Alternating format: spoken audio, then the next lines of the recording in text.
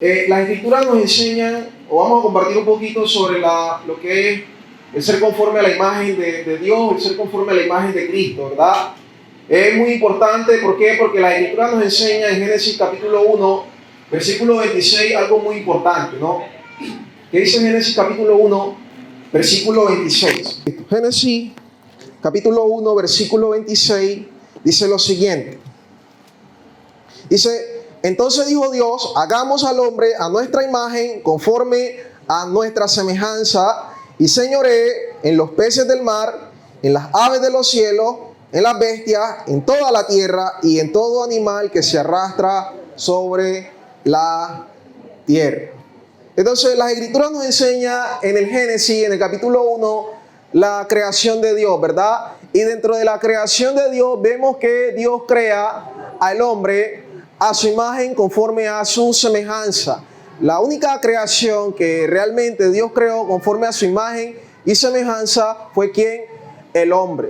Por eso nosotros debemos de entender la dignidad que Dios nos otorga, la honra tan elevada que Dios nos otorga, de que nos da de su imagen y de su semejanza, o nos forma, nos crea a su imagen y su semejanza. Dios es glorioso, Dios es excelso, ¿verdad? Y lo que Él hace es depositar de su divinidad, ¿cierto? De su santidad, ¿cierto? En el hombre. De su capacidad, ¿cierto?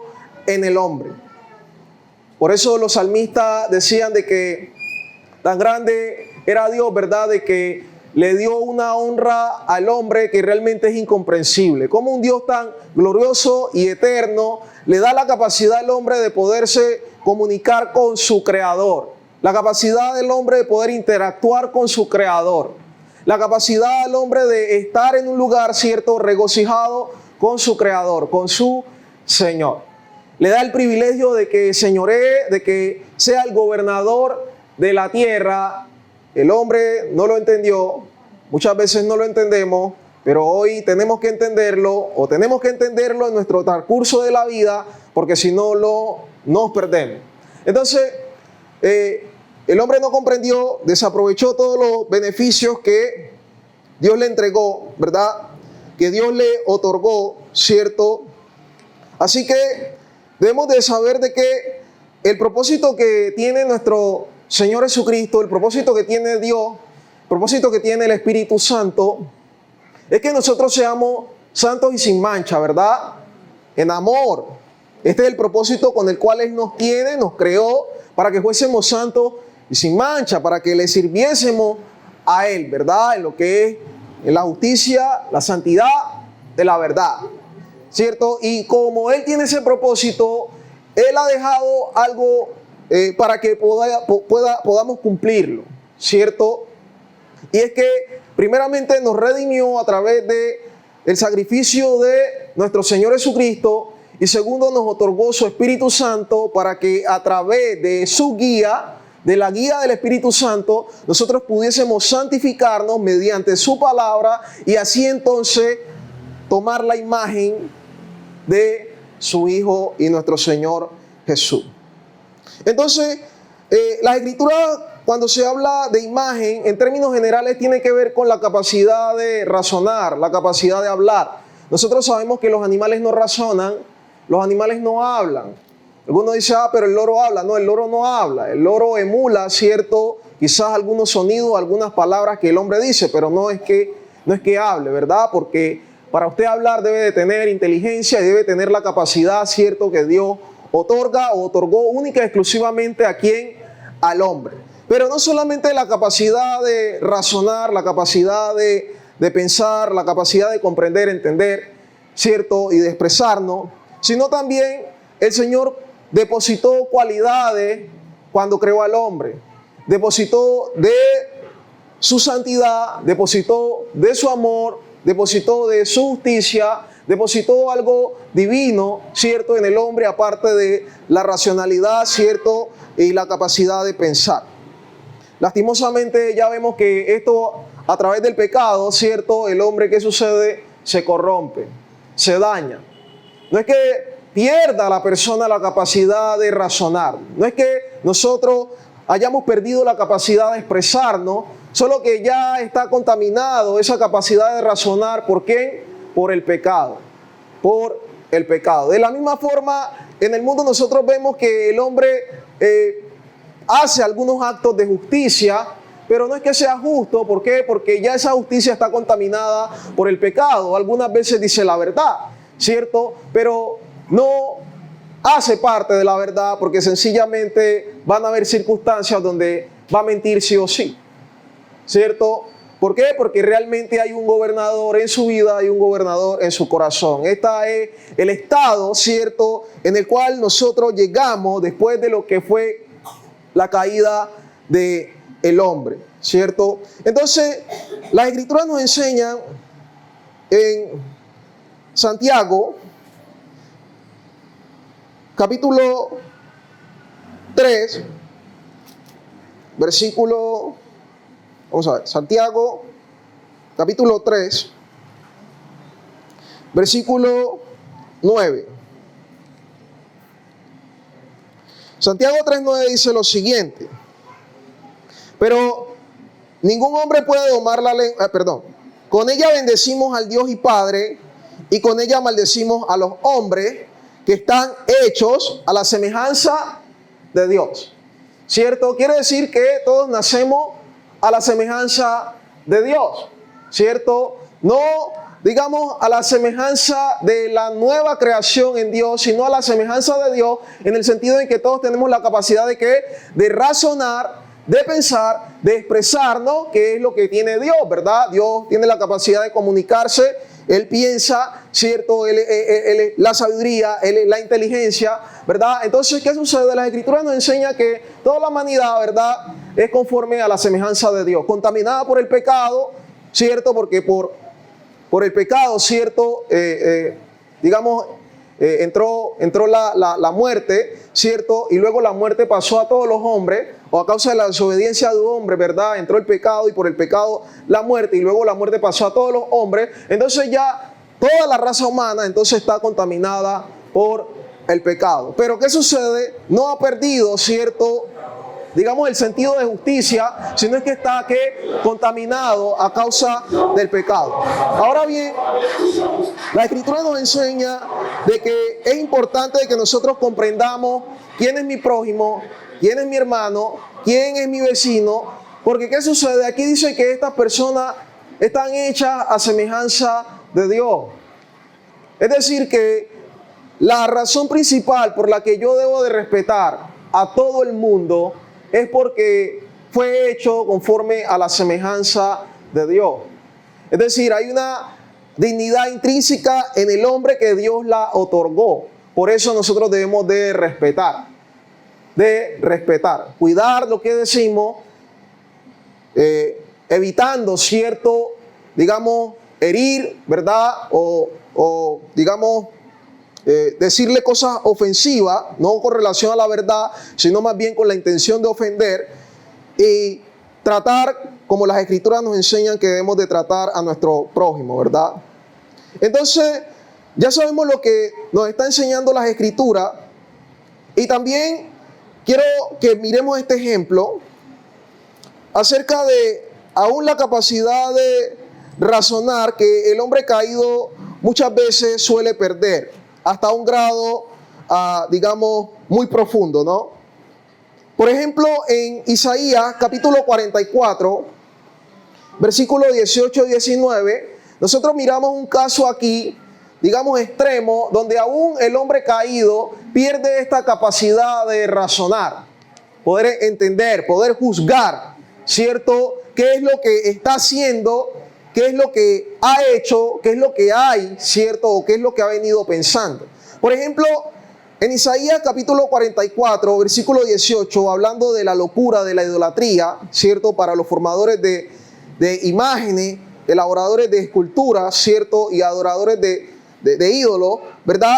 Dice lo siguiente: no saben ni entienden, porque cerrados están sus ojos para no ver y su corazón para no entender. No discurre para consigo, no tiene sentido ni entendimiento para decir: parte de esto quemé en el fuego y sobre sus brasas cocí pan, asé carne y la comí, haré del resto de él una abominación, me postraré delante de un tronco de árbol.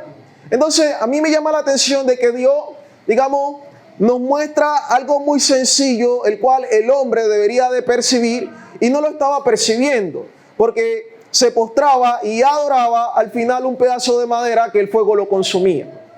Un pedazo de madera que no podía ni hablar, no podía ni ver, no podía expresarse, no podía caminar, y luego le adoraba y le pedía que luego le salvara. Así que el Señor dice, mire, no tienen sentido. Es importante que todo lo que nosotros hagamos le apliquemos un sentido. ¿Para qué lo hacemos? ¿Por qué lo hacemos? ¿Qué beneficio trae?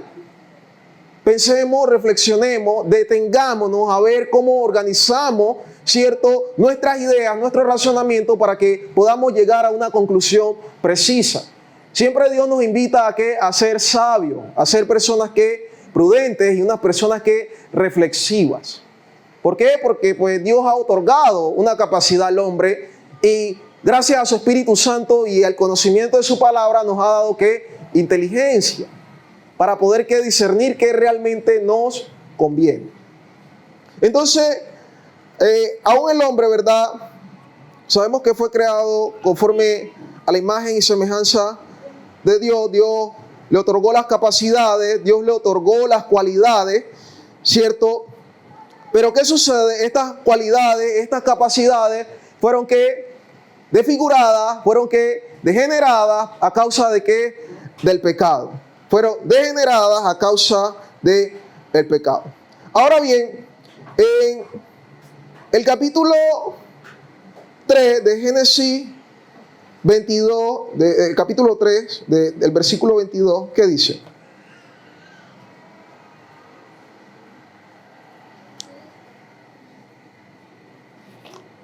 Busquémoslo por acá. Dice lo siguiente. Génesis 3:22 dice lo siguiente. Dice, y dijo Jehová Dios, he aquí, el hombre es como uno de nosotros, sabiendo el bien y el mal. Ahora pues, que no alargue su mano y tome también del árbol de la vida y coma y viva para siempre. Cuando Dios creó al hombre, Dios lo creó perfecto.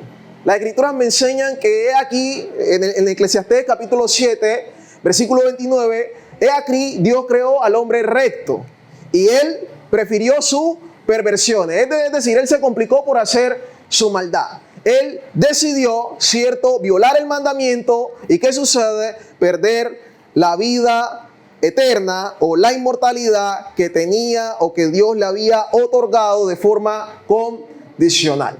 ¿Por qué condicional? Porque a pesar de que Dios había creado al hombre recto, que había creado al hombre perfecto, con cualidades divinas, ¿cierto?, en santidad, en amor, ¿cierto?, en justicia, las escrituras no me enseñan que el hombre tenía vida eterna por sí mismo, sino es que Dios le había otorgado un mandamiento, que ese mandamiento es que le otorgaba la vida eterna. Él le dijo, mire, de todo árbol podés comer, menos del árbol del conocimiento del bien y del mal, porque el día en que usted coma de ese árbol morirá. Quiere decir que la vida eterna estaba fundamentada ¿en qué? En la obediencia. La vida eterna estaba fundamentada en la obediencia, pero cuando el hombre, ¿qué sucede? Peca, pues Dios quita el acceso al árbol de la vida, porque la vida eterna estaba y está fundamentado en la obediencia a la palabra de Dios. La persona dice, no, pues yo ya recibí el Espíritu Santo, ya tengo vida eterna. Pero un momentico, usted tiene que obedecer hasta el fin. Hasta el fin es que usted muera o que Cristo venga por segunda vez. Las escrituras me enseñan que si nosotros no permanecemos, no podemos estar en la vida eterna. Tenemos que creer, obedecer, permanecer en la obediencia a la palabra de Dios para que ahorita sí tengamos esa vida eterna. Los que perseveran hasta el fin, estos serán salvos. Entonces, ¿qué dice Juan capítulo 12, versículo 50?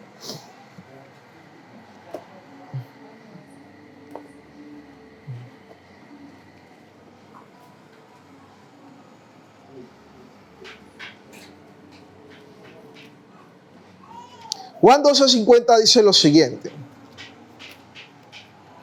Dice así. Y sé, hablando de nuestro Señor Jesucristo, y sé que su mandamiento es vida eterna. Así pues, lo que yo hablo, lo hablo como el Padre me lo ha dicho. Entonces, ¿qué sucede? Dios le había dado vida eterna al hombre de forma condicional y la condición era si obedecía. Si obedecía tenía que vida eterna. Cuando desobedeció, Dios quitó el árbol de la vida. Por consiguiente ya no tenía más vida eterna, sino es que murió, ¿cierto? Vemos los resultados, el caos que se vino después, ¿verdad? Donde le dijo, mire, con el sudor de tu frente te ganarás el pan y todo esto, ¿verdad? Entonces vino un sinnúmero de cosas, perdió un sinnúmero de cosas a causa de ¿qué? De la desobediencia, de la desobediencia. Entonces es importante que nosotros comprendamos que la vida eterna está basada en que nosotros obedezcamos el mandamiento, en que nosotros cumplamos la palabra de Dios. En Proverbios capítulo 3, versículo 1, nos exhorta a que nosotros realmente que obedezcamos los mandamientos de Dios. Y los mandamientos de Dios, Proverbios 3:1, y los mandamientos de Dios es que la sabiduría de Dios y la sabiduría para nosotros, ¿verdad? Como cristianos. Pero cuando la Escritura nos enseña acerca de esta sabiduría, en el capítulo, vamos a ver si lo encuentro, en el capítulo, bueno, ahí mismo en el 3, pero en el versículo 18 nos dice lo siguiente: el mandamiento es que la sabiduría, ¿verdad? ¿Y qué sucede hablando de la sabiduría, es decir, del mandamiento como tal? Dice lo siguiente: ella es árbol de vida a los que de ella echan mano. Ella es árbol de vida a los que de ella echan mano. Pablo le dice a Timoteo: oiga, pelee la buena batalla de la fe, eche mano de la vida eterna. Es decir, obedezca el mandamiento. Después de decirle eche mano de la vida eterna, le dice, mire, usted ya recuerda los mandamientos del Señor Jesucristo. Usted ya recuerda, usted ya sabe cuáles son los mandamientos del Señor Jesucristo. Por consiguiente, eche mano de la vida eterna, obedezca y permanezca en esa palabra de Dios. El Espíritu es el que da vida, la carne para nada aprovecha. Las palabras de nuestro Señor Jesucristo son espíritu y son vida. Es muy importante cuáles son nuestras necesidades, entender nuestras necesidades. Nuestras necesidades son que nutrirnos, ¿verdad? Porque si no nos nutrimos, pues nos morimos. Nuestras necesidades son que bañarnos, limpiarnos, asearnos. Porque si no nos aseamos, pues nos enfermamos y luego ¿qué? Nos morimos. Y de la misma forma las Escrituras me enseñan que estas necesidades, si lo traemos, lo discernimos de forma espiritual, sabemos que si no nos nutrimos a través de la palabra, nos morimos. Y si no nos limpiamos a través de la misma palabra, cierto, que es la que nos santifica, porque la palabra de Dios es verdad y nos santificamos en ella, pues también nos morimos. También nos desligamos de Dios, nos morimos y luego nos iremos a la condenación. Entonces es muy importante lo que la Escritura nos enseña. Dice, mire, ella es árbol de vida, el mandamiento es árbol de vida a los que de ella echan mano, y bienaventurados son los que la retienen. Los que la retienen, es decir, los que permanecen en la obediencia, los que perseveran en el mandamiento de Dios. Los que perseveran en el mandamiento de Dios. Entonces, en este estado de inocencia en el que se encontraba el hombre, ¿verdad? El hombre estaba preparado para la inmortalidad, ¿cierto? Pero ¿qué sucede? Se complicó porque desobedeció. El mandamiento es sencillo y es bueno. Entonces, debemos de saber de que todo lo que proviene de Dios es que es bueno, ¿cierto? Entonces, la Escritura nos enseña de que el mandamiento no solamente es sencillo, no solamente es bueno, sino es que no es gravoso, no es algo pesado. Y nosotros, ¿qué sucede? Lo tomamos y lo vemos como algo pesado, hasta el grado en que no le dedicamos tiempo, como compartíamos, ¿cierto? No nos dedicamos, no nos ocupamos, ¿cierto? En conocer cada día más lo que es la voluntad de nuestro Señor para, al fin y al cabo, ¿cierto? Estar con el Señor Jesucristo por la eternidad. Por la eternidad. Entonces, el anhelo aún de la persona que no conoce a Jesucristo y que está haciendo sus maldades es no morir.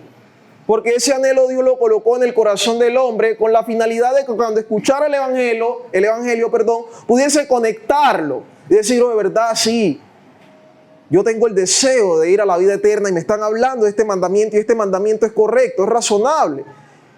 Es entendible lo que dice, es inteligente lo que enseña Dios en su palabra. Por consiguiente que necesitamos que obedecerlo. Esta es nuestra necesidad. la obediencia a la palabra de Dios es nuestra necesidad. ¿Qué dice la Escritura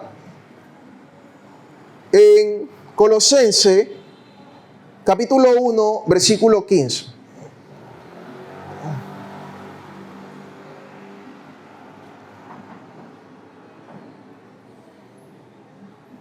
Colosenses 1:15 dice lo siguiente: Él es la imagen del Dios invisible, el primogénito de toda creación.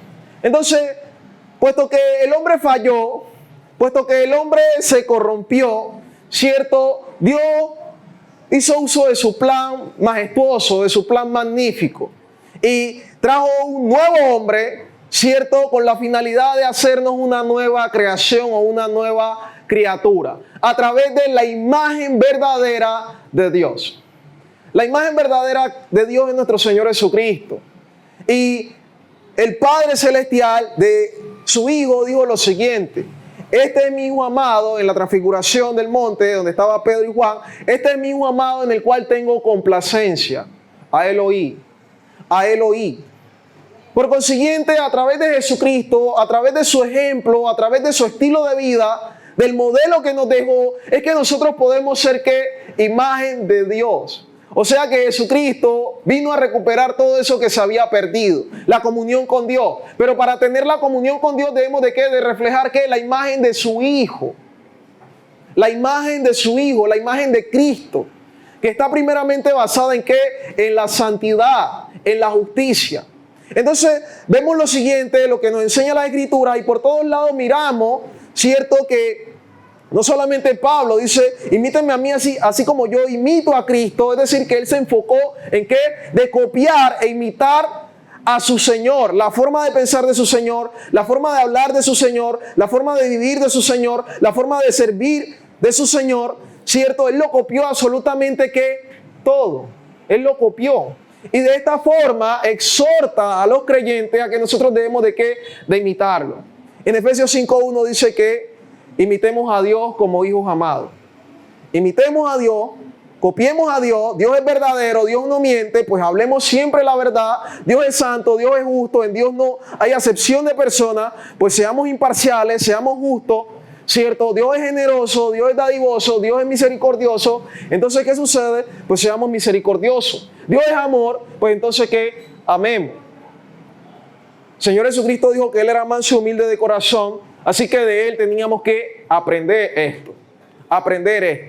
Y Pedro dijo que nuestro Señor Jesucristo, después de haber padecido, nos dejó un ejemplo, nos dejó sus pisadas, para que donde Él pisó, nosotros también coloquemos ¿qué? Nuestra huella. Como Él se comportó, nosotros también ¿qué? Nos comportemos. Así que este es el modelo, este es el ejemplo que Dios nos ha dejado para que siguiendo este ejemplo, para que siguiendo este modelo, ¿cierto? Nosotros podamos adoptar la imagen de Dios, la imagen de su Hijo. Y así como enseña la Escritura, que dice en Juan, capítulo 14,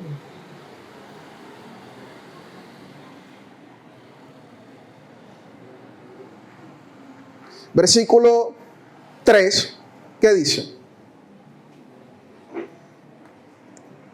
Dice lo siguiente, mire.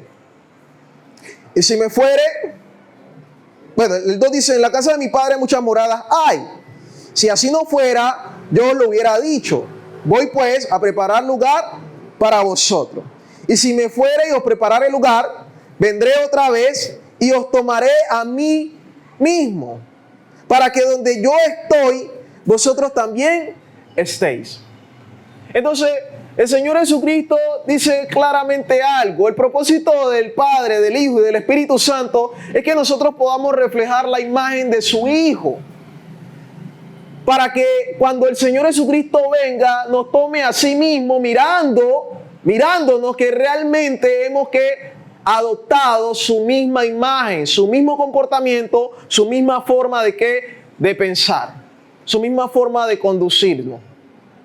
¿Se ve? Entonces, esa es la prioridad de nosotros. La prioridad de nosotros es poder reflejar a Cristo, poder andar como Cristo, poder pensar como Cristo, sabiendo de que eso ya está implantado aún en nosotros, porque ya hemos creído en el Señor Jesús. El Señor Jesucristo dice claramente en su palabra que Nosotros tenemos la mente de Cristo. Tenemos la mente de Él y que Cristo habita en nuestro corazón. Así que por todos lados no hay ninguna clase de excusa de que nosotros que fallemos, de que nosotros que nos equivoquemos sabiendo de que ya sabemos algo. Una cosa es que nos equivoquemos de que, en el sentido en que ignorábamos, ¿verdad?, ciertas cosas o ignorábamos lo relacionado a esa situación. Nos equivocamos, pecamos, ¿cierto? Pero otra cosa es que ya teniendo conocimiento, sigamos en lo mismo.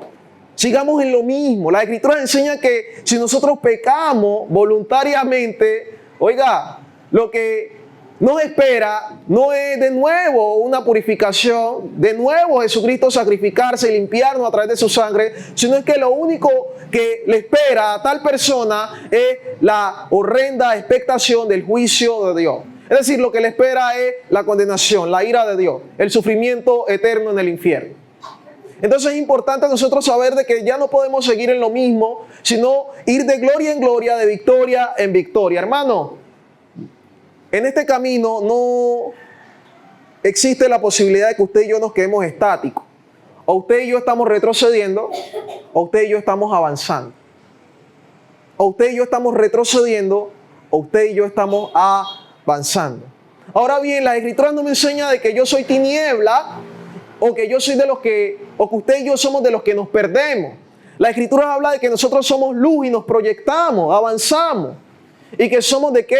De los que Dios ha escogido para salvación y vida eterna, no para la ira y la condenación. Entonces eso es lo que habla las Escrituras de nosotros los creyentes, pero aún nosotros, ¿qué sucede? No generamos convicción en esto para que nosotros podamos que andar en esto. Nosotros tenemos que creernos esto, para que al final podamos que obedecer esto. Si no lo creemos, pues al final no obedeceremos. Entonces, ya sabemos que nuestro Señor Jesucristo viene por sí mismo.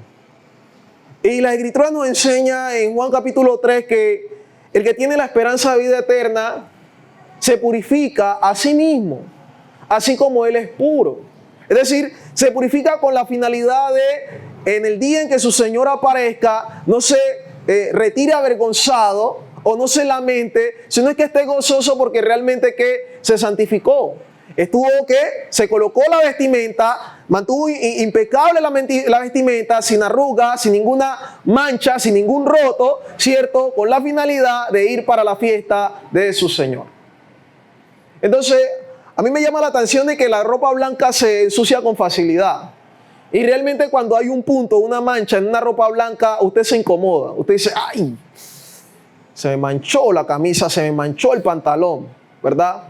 ¿Y qué sucede? De esa misma forma, cierto, es el pecado. Es algo que contamina, daña y que no da una presencia adecuada delante de la presencia del Señor.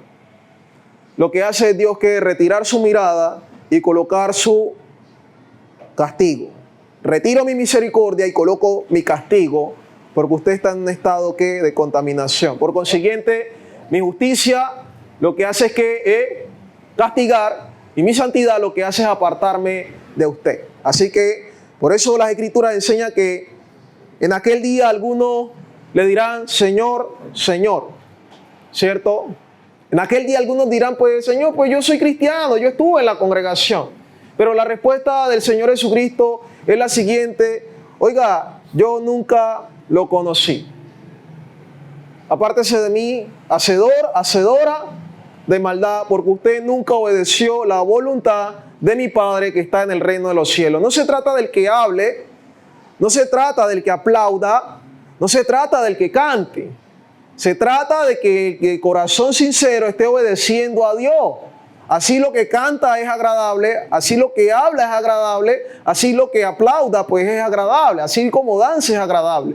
Así que nunca se ha tratado, ¿cierto?, de las hojas del árbol, sino que se ha tratado de que del fruto, ¿cierto?, de justicia que Dios pide de nosotros.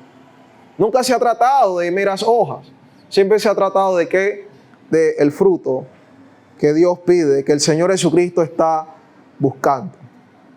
Entonces, nosotros como creyentes, en el capítulo 4 de Efesios, versículo 13, ¿qué dice? Correcto. capítulo 4, versículo 13, ¿qué dice? De Efesios. Dice lo siguiente: hasta que todos lleguemos a la unidad de la fe y del conocimiento del Hijo de Dios, a un varón perfecto, a la medida de la estatura de la plenitud de Cristo. Está hablando de los ministerios, ¿cierto? Y que estas personas que están ministrando, que Dios ha dejado, ¿cierto? Es para la edificación del cuerpo, y esa edificación del cuerpo tiene un propósito, de que nosotros podamos que llegar y reflejar la imagen de nuestro Señor Jesucristo. La imagen de nuestro Señor Jesucristo. Por eso es necesario de que lleguemos a esa unidad de la fe como cuerpo, pero también es necesario que lleguemos al conocimiento pleno del Hijo de Dios. No, pero pues, no, de vez en cuando que uno venga a la congregación, ¿cierto? Cada domingo, pues es bien. O de cada semana en cada semana que uno saque su 1 hora para leer, ¿cierto? Y orar, pues es bien. Pero la Escritura no me enseña eso. La Escritura me enseña de que el cristiano tiene claro su meta y que para lograr esa meta necesita de una constancia, de algo que debe de hacer día en día, día tras día, algo que debe de conocer y luego hacer, conocer, hacer, informarse, hacer, ¿verdad? Entonces necesitamos que llegar al conocimiento del Hijo de Dios, porque esta es la meta. Pablo enseña de que él tenía una meta. Y la meta que Pablo enseña en Filipenses, vamos a ver, en Filipenses 3:14, tenía que ver con lo mismo. Dice: prosigo a la meta, al premio del supremo llamamiento de Dios en Cristo Jesús. Él tenía claro hacia dónde se tenía que dirigir. Y si Dios lo había llamado para ser santo, sabiendo que esto tiene que ver con la imagen de Dios, él dijo: no, pues yo voy a estar y vivir en esa santidad. La Escritura en el capítulo 4 de 1 Tesalonicenses dice que Dios nos ha llamado no a inmundicia, sino a santificación. Ese fue el llamado de Dios, a que nosotros fuésemos ¿qué? Santos. Y él dice claramente que prosigue esa meta. Él prosigue esa meta, es decir, ser santo, estar irreprensible para la venida de nuestro Señor Jesucristo, para el día en que nuestro Señor Jesucristo se manifieste por segunda vez. Entonces, nosotros debemos de siempre andar, de obedecer, de pensar con relación al propósito. Si nosotros desligamos el propósito que tiene Dios para nosotros, al final terminamos haciendo ¿qué? Necedades. Al final terminamos ¿qué? Pecando. Y si terminamos haciendo necedades y terminamos pecando, entonces no nos santificamos, sino es que estamos ¿qué? Contaminándonos día tras día. Entonces, la Escritura nos enseña algo muy importante, de que ya van a haber personas que van a seguir en su mismo estado de ¿qué? De inmundicia y de pecado. Y el Señor dice: mire, pues, siga en su inmundicia, siga en su injusticia. Pero también enseña que ya hay una clase de personas que va a seguir en ese proceso de santificación. El justo siga ¿qué? En su justicia. Y el santo siga ¿qué? Santificándose. Si usted realmente ha creído o hemos creído la palabra de Dios, pues entonces usted y yo tenemos que mirarnos como el justo que va a seguir ¿qué? En la justicia. Y el santo que va a seguir ¿qué? Santificándose. Esto es un proceso donde yo me tengo que ver, ¿cierto? Según lo que Dios dice que soy. Y cuando me veo según lo que Dios dice que soy, pues entonces pues comienzo a andar según lo que Dios me dice. Dios me dice que soy santo, entonces tengo que apartarme del pecado. Dios me dice que soy justo, pues tengo que hacer conforme a la justicia, no andar en la mentira, ¿cierto? Y la hipocresía. Entonces esta es como una forma de ver. Nosotros tenemos que adaptar el pensamiento de lo que las Escrituras nos enseñan de quiénes somos, ¿verdad? De quiénes somos. Entonces, ¿qué dice el capítulo? Bueno, ahí mismo en el capítulo 4, pero de Efesios, en el versículo 23 y 24.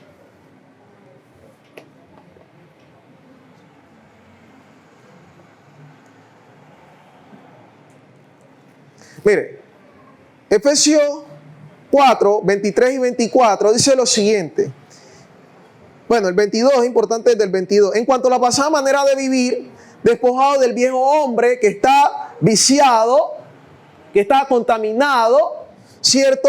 Conforme a los deseos engañosos, que está esclavizado. En cuanto a la pasada manera de vivir, Dios hace o explica, ¿cierto? Del estado del cristiano, un antes y un después.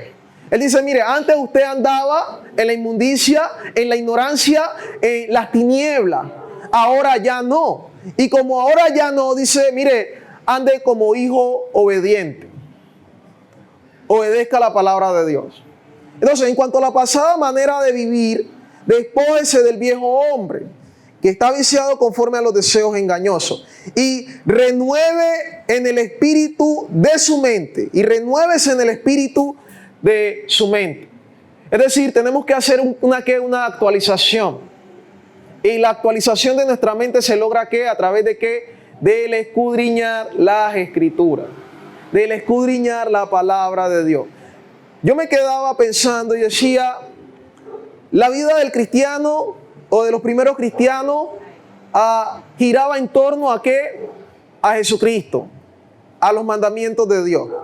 Y debido a eso, su ocupación, la ocupación de ellos, era que obedecer el mandamiento y testificar de Cristo. Y vemos cómo era la respuesta, cómo eran las maravillas que Dios hacía a través de ellos o que ellos hacían, ¿verdad? De la misma forma nosotros podemos ver cuál es el estado de nuestra vida, ¿cierto? A causa de que no está girando la palabra de Dios en nuestro entorno. O nosotros no estamos girando a través de la palabra de Dios. No estamos centrados, no hemos centrado nuestra vida en la palabra de Dios. Por eso no hay los mismos resultados. Por eso no hay, ¿cierto? Esa comprensión, esa sabiduría, ese juicio, esos milagros, ¿verdad? No lo hay. No lo hay. Como un conjunto no están, ¿verdad? Entonces, tenemos una meta clara, tenemos un propósito claro, tenemos un mandamiento, y es que tenemos que renovarnos en nuestro ¿qué? Hombre interior. Por eso decía de que el cristiano no se detiene. Pablo decía, mire, mientras que el hombre exterior, ¿cierto? Este cuerpo se va ¿qué? Deteriorando, el hombre interior se va ¿qué? Renovando. Quiere decir que el proceso en el cristiano no se puede detener. El cristiano no detiene el proceso del Espíritu Santo.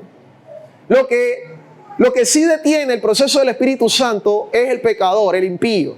Lo detiene allí y sabe que se pierde, porque no logra que la meta, que es ser santo como su Señor, está en ese día, al final, estar ¿qué? Irreprensible, impecable, delante de la presencia de Dios.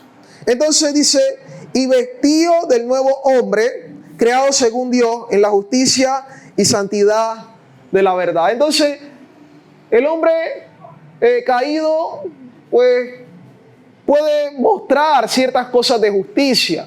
Pero ¿qué sucede? Esa justicia está ¿qué? Contaminada.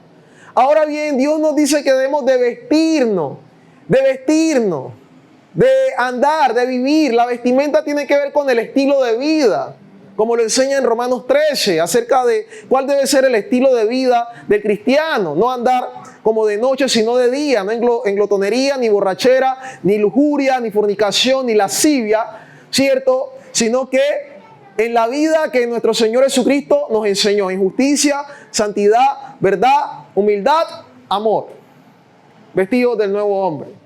Entonces, esto es lo que Dios nos ha entregado, este es el estilo de vida que Dios nos ha otorgado, esta es nuestra vocación, nuestra profesión, este es el llamamiento que Dios nos ha hecho, y en esa vocación, en esa profesión debemos de ¿qué? De andar, si es que realmente hemos entendido.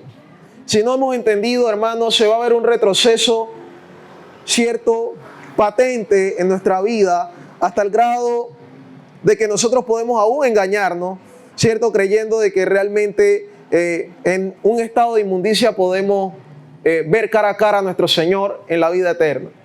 El hombre va a tener que ver cara a cara a su Señor, pero en el juicio, para recibir su condenación. Pero nosotros necesitamos ver cara a cara, y anhelamos, la iglesia anhela ver cara a cara a su Señor, pero en la vida eterna, en la vida eterna.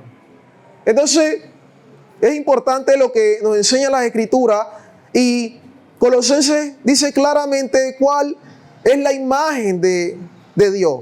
Es decir, cuál es la conducta que nosotros debemos andar, cuál es ese carácter que nosotros debemos de tener. Por ejemplo, en Colosenses capítulo 3, versículo 5, en adelante, Dice lo siguiente: haced morir pues lo terrenal en vosotros. Va a hablar lo que no hace parte de la cualidad, de las cualidades de Dios, ¿verdad? Haced pues morir lo terrenal en vosotros: fornicación, impureza, pasiones desordenadas, malos deseos, avaricia o amor al dinero, que es idolatría. Cosas por las cuales la ira de Dios viene sobre los hijos de desobediencia, los que desobedecen. Entonces la Escritura nos enseña que en un tiempo nosotros llevamos la imagen de Adán. La imagen de Adán es la imagen del hombre que pecó y murió para irse a la condenación. Pero luego dice que gracias a nuestro Señor Jesucristo debemos de llevar la imagen de ¿quién? Del Hijo, del hombre que vino, o del el Dios que se hizo hombre, ¿cierto? Murió en la cruz del Calvario y resucitó para nunca más morir. Entonces, de la misma forma, las Escrituras nos enseñan que será, ¿cierto?, aquellas personas que realmente lleven la imagen del Hijo, es decir, obedezcan al Señor Jesucristo. Tendremos el mismo final. Tendremos el mismo final. Entonces, como el terrenal, tal son los terrenales, como Adán. Pero como el celestial, son los celestiales. Es decir, que son eternos, tienen inmortalidad debido a la inmortalidad de nuestro Señor Jesucristo. Entonces, cosas por las cuales viene sobre los hijos de desobediencia, en las cuales vosotros también anduvisteis en otro tiempo cuando vivías en ella. Pero ahora dejad también vosotros todas estas cosas. Mire, si ve que se trata de una perfección. No, pero es que en el mundo el hombre se suele justificar y suele minimizar y suele considerarse justo por ciertas cosas que aparentemente, según la sociedad, es justa, ¿verdad? Pero Jesucristo nos abre totalmente el panorama, nos da un conocimiento preciso y nos dice, mire, si usted anda en una de estas cosas, se va a perder. Mire, pero ahora deja también todas estas cosas. Ira, usted se enoja de nada, usted todo es un enojo, todo es una pelea, todo es una discusión. La Escritura enseña que es pecado y que por estas cosas tampoco entrará a la vida eterna. Enojo, se enoja de nada, tiene malicia, está pensando lo malo, y le hicieron A, ¿por qué será que me está diciendo A? Mínimo es por tal y tal cosa. Pero, ¿esa malicia de dónde? Si no está indicando en lo que está expresando eso. Es malicia, está pensando lo malo. Dice lo siguiente: blasfemia, palabras deshonestas de vuestra boca. Mire, he estado estudiando sobre lo que nosotros decimos. Y la Escritura nos enseña de que no podemos decir ninguna palabra deshonesta o que realmente sea necia, sino toda palabra buena para edificación. Es decir, que quizás esas bromas que decimos y utilizamos palabras sin sentido, que carecen, ¿verdad?, de sabiduría, es un pecado. Debemos de cuidarnos aún de lo que decimos. Ninguna palabra deshonesta salga de nuestra boca, porque según lo que decimos también seremos juzgados. No mintáis los unos a los otros, habiendo despojado del viejo hombre con sus hechos. Mire, algo tan importante, hermano, como la mentira. Y la cuestión es que muchas de las veces nosotros sabemos que estamos mintiendo y pensamos que nuestro hermano, nuestra hermana o nuestro prójimo se está creyendo esa mentira. O que Dios está creyendo esa mentira, sabiendo de que Dios no puede ser burlado. Dios no se cree ninguna de las mentiras porque Él lo sabe que todo. Hermano, ya hemos dicho y hemos compartido sobre la verdad.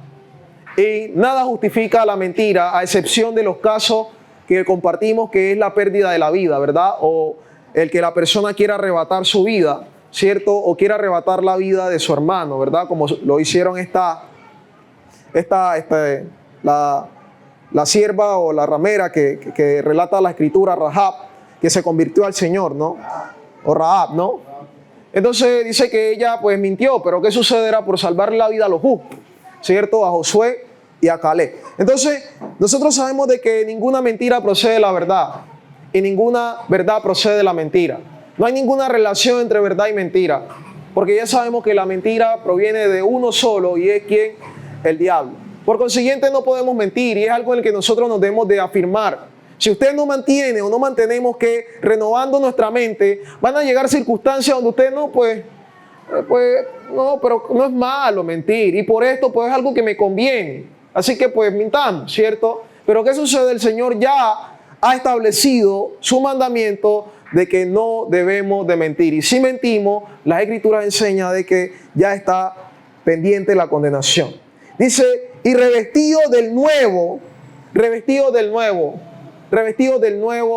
hombre. Ya el Señor hizo una nueva creación en nuestros corazones al regenerarnos a través del Espíritu Santo. Ya colocó en nuestro corazón el Espíritu Santo. Por consiguiente, lo único que dice cuando dice y vestido o revestido del nuevo es obedezca al Espíritu Santo, obedezca al mandamiento. Y revestido del nuevo, el cual conforme a la imagen del que lo creó, se va renovando hasta el conocimiento pleno. Hasta el conocimiento pleno. Entonces estamos en un proceso, sí. Estamos aprendiendo, sí. Pero en este proceso, ¿qué sucede? Tenemos que ir de gloria en gloria, de victoria en victoria, y no hay justificación para que sigamos cometiendo los mismos errores del pasado.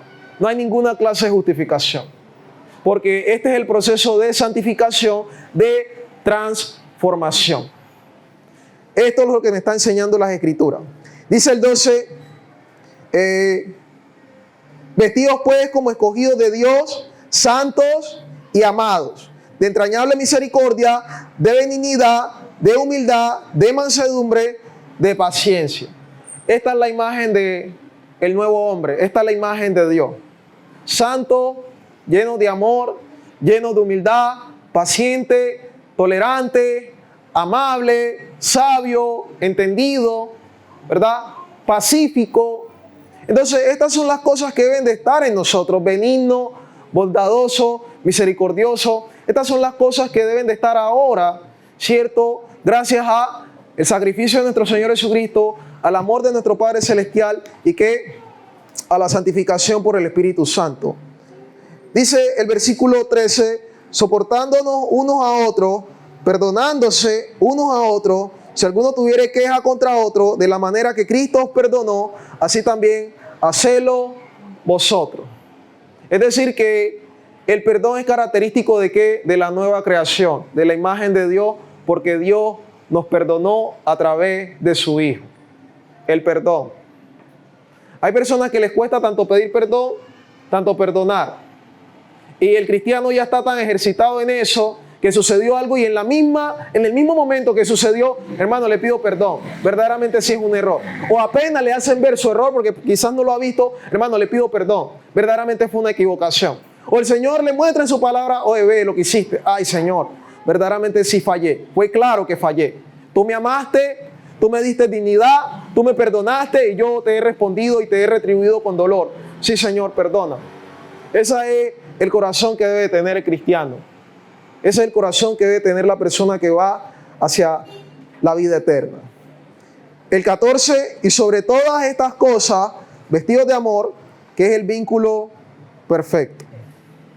Vestidos de amor, que es el vínculo perfecto. Entonces, la imagen de Dios, cierto, ya vemos en lo que representa, en las conductas que nosotros ahora debemos de tener y ahora debemos de hacer.